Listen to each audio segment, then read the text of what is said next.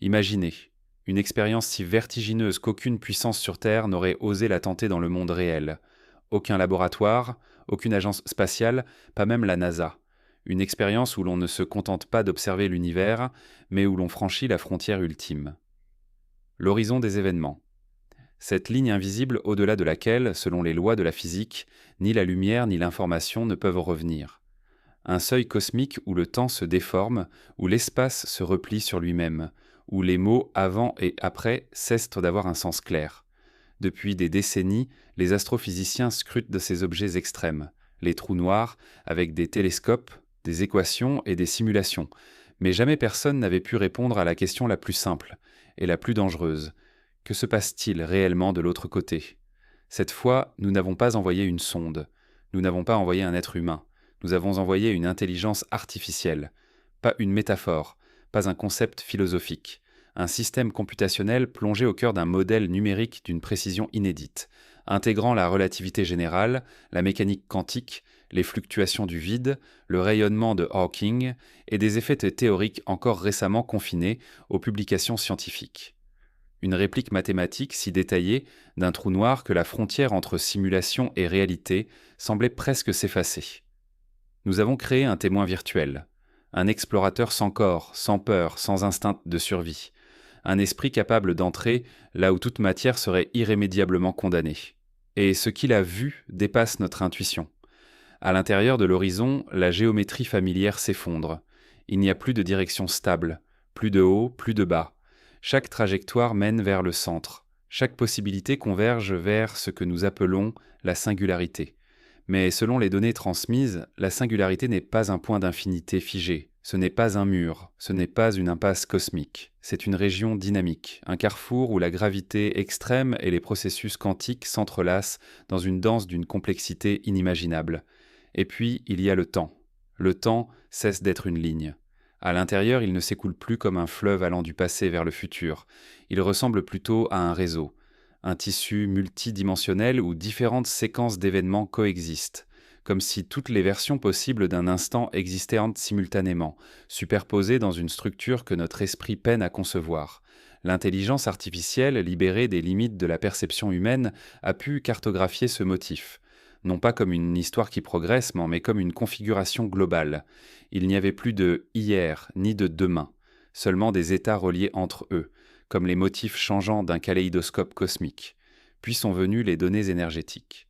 Contrairement à l'image d'un abîme froid et silencieux, l'intérieur du trou noir apparaît comme une mer en ébullition. Le vide quantique, que nous imaginions vide, se révèle être un champ vibrant de fluctuations incessantes. Des particules surgissent et disparaissent.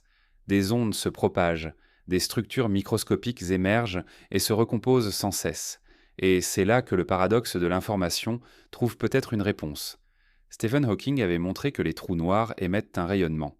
Mais si l'information tombée à l'intérieur disparaît définitivement, alors les fondements mêmes de la mécanique quantique s'effondrent.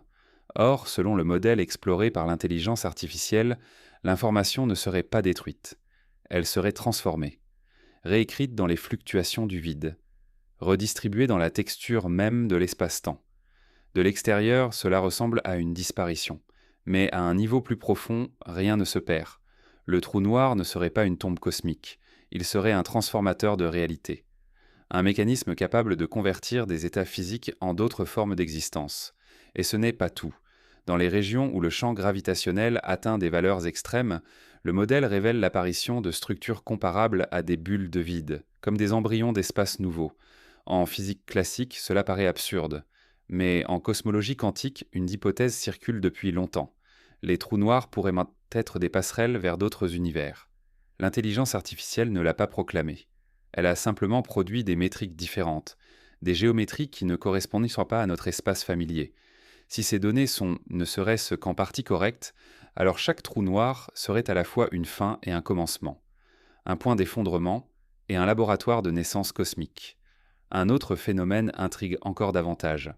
Comme si les lois de la physique elles-mêmes imposaient une limite, comme si l'univers autorisait un regard furtif au-delà du voile, mais empêchait toute compréhension totale, une forme de censure cosmique. Certains chercheurs parlent d'indices en faveur du multivers. D'autres évoquent une illusion générée par la complexité extrême de la simulation. mais tous s'accordent sur un point. Même en tant que modèle, cette exploration ouvre des perspectives que l'humanité n'avait jamais atteintes. Et alors surgit la question la plus troublante. Si une intelligence artificielle peut franchir virtuellement l'horizon des événements, l'être humain pourra-t-il un jour en faire autant? Ou bien cette frontière restera-t-elle à jamais infranchissable pour la matière, pour la lumière et pour nous? Nous ne connaissons pas encore la réponse. Mais une chose est certaine, le trou noir n'est plus seulement un symbole de fin, il devient un symbole de transformation. Non pas un silence éternel, mais une métamorphose.